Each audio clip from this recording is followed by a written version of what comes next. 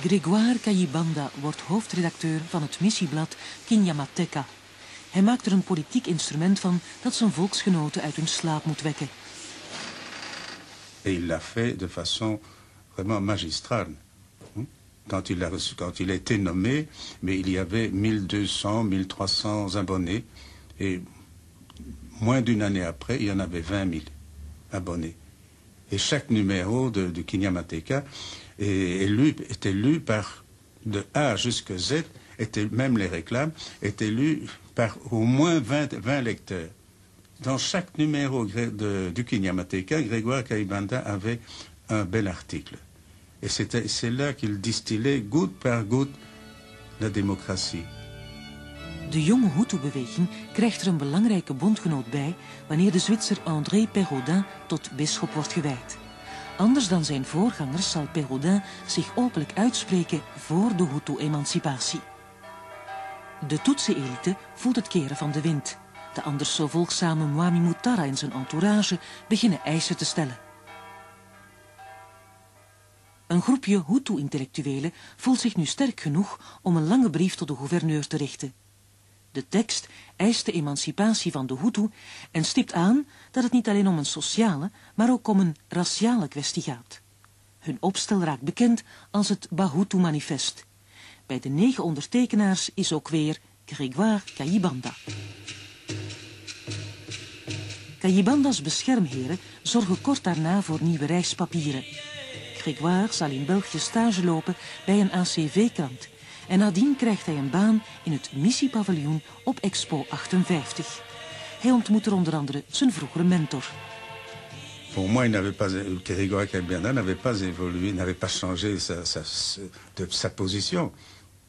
Mais il était conscient maintenant que sa position était appuyée par des personnalités politiques belges et même par les missionnaires. Eind 58 keert Kayibanda terug naar Rwanda. Alles is er nog rustig. De laatste lichting Belgische ambtenaren vindt bij het Kivumeer een soort aards paradijs.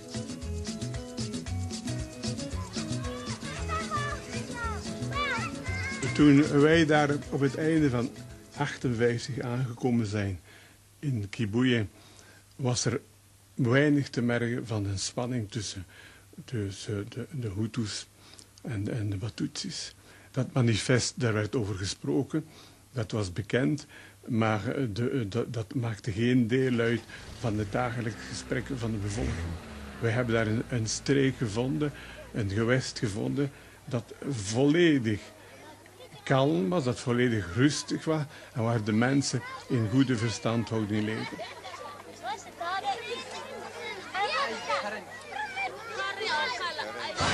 ...1959 wordt het jaar van alle gevaren. In Congo, de kolossale buur en toeverlaat van Rwanda-Urundi... is het voorgoed gedaan met de koloniale rust en orde. Het woord onafhankelijkheid is gevallen. In Rwanda-Urundi beweegt er nog niet veel... maar het voogdijgebied zal de weg van de kolonie zeker volgen. Als de Tutsi-elite erin slaagt om haar dominantie te behouden tot aan het vertrek van de Belgen, dan zal ze die gemakkelijk kunnen voortzetten in een onafhankelijk Rwanda.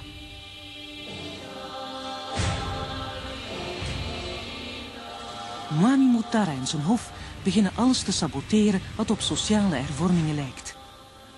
De sfeer wordt er niet beter op wanneer monseigneur Pérodin in een vaste brief de Tutsi-dominantie aanklaagt.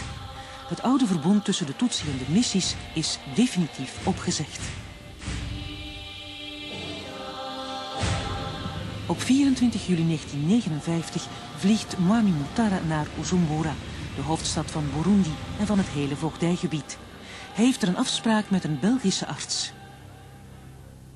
Op 25 juli meldt hij zich in een ziekenhuis. Dokter Vink geeft hem een injectie met megaciline. Minuten later is hij dood. Moord, klinkt het meteen.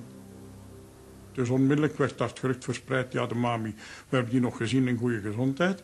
Dus die is nu plots gestorven. Dus die is vergiftigd. En overal werd er geroepen, bamurose, dus ze hebben hem vergiftigd. Ik heb toch een onderzoek gedaan.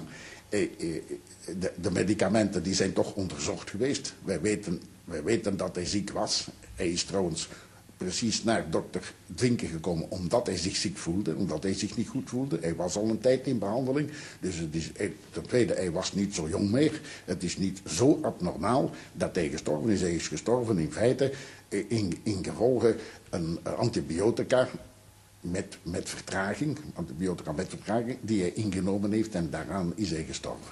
Het is met andere woorden een natuurlijke dood geweest. De dood van Moutarra komt als een aardbeving. Gouverneur Aroy is volledig verrast. Hij keert terug uit vakantie. Moutarra heeft geen kinderen. Er is geen opvolger.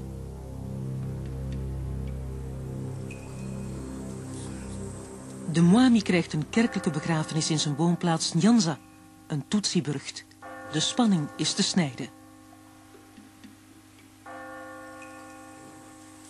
Bij het open graf wacht de Belgen een nieuwe verrassing. Na de rede van Aroy neemt een niet aangekondigde spreker het woord. Maar die Roukeba die zei dat tegen de menigte: ja, we moeten een nieuwe mami hebben en wilt je soms geen mami en wij kunnen niet leven zonder een mami en zijn naam moet nu bekendgemaakt worden. Et c'est alors qu'il a présenté, comme s'il sortait de sa poche, là, n'est-ce pas? Ils ont présenté ce jeune homme qui avait 25 ans, qui guérit, et que tout ce que nous savions au sujet de qui guérit, c'est que c'était un brave type. Kuri jyewe nabyo byari ibintu bintunguye cyane kuko la famille royale twari benshi narizi ko ari abakuru bashobora gutorwa nk'umwami ariko sinarizi ko ari jyewe. Aroy accepteert de nieuwe Mwami, maar zal later van een staatsgreep spreken. Maar ni coup d'etat ntabwo ari coup d'etat kuko iyo aba ari coup d'etat ni ibintu byaba ari fabrique ntabwo ari fabrique rero ni ibintu byakurikije la coutume y'igihugu cy'u Rwanda. Na de dood van Moutarra zal het nooit meer rustig worden in Rwanda. De nieuwe Mwami wil zich tonen aan het volk, maar de Hutu-leiders beschouwen hem als een stroomman van een reactionaire Tutsi-klik. En ook de Belgen hebben geen hoge dunk van hem. Dat was iemand die erg afhankelijk was van de persoon waar hij bij was.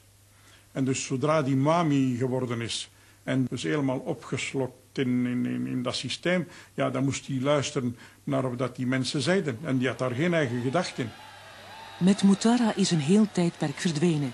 De Rwandezen raken snel gepolitiseerd en organiseren zich in etnische partijen.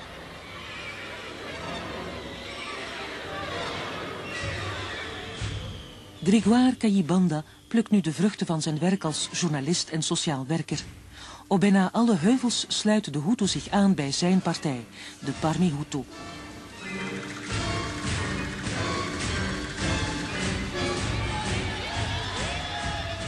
Op Allerheiligedag van 59 explodeert het kruidvat. Een incident met een Hutu-leider brengt een spiraal van geweld op gang.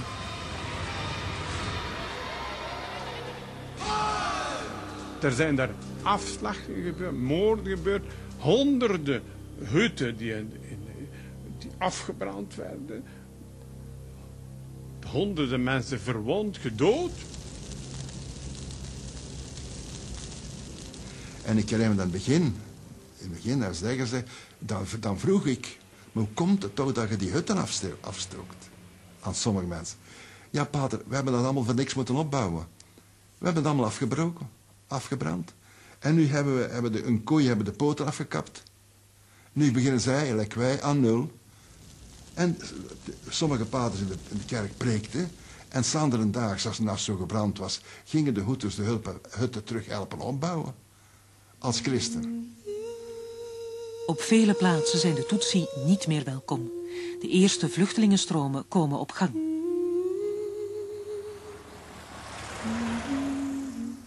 Gouverneur Aroy kondigt de noodtoestand af en roept de hulp in van de Congolese Force Publique.